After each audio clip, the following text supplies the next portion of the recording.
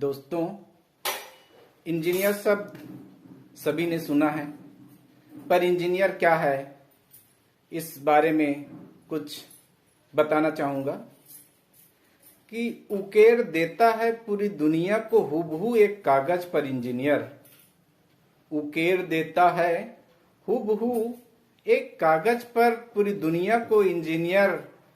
नव निर्माण की कल्पनाओं को मूर्त रूप देता है इंजीनियर। इंजीनियर एक जादूगर है, नव निर्माण की कारीगर भी है।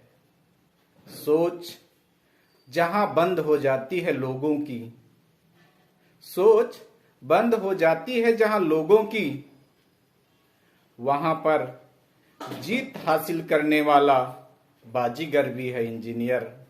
बाजीगर भी है इंजीनियर। यदि इंजीनियर को सरल, सटीक और सही मायने में समझा जाए तो इंजीनियर का मतलब है कि राष्ट्र के नव निर्माण की इंजन है इंजीनियर। राष्ट्र के नव निर्माण की इंजन है इंजीनियर। असंभव को संभव करके दिखाने की कड़ी में सबसे नियर है इंजीनियर। नियर मतलब सबसे पास।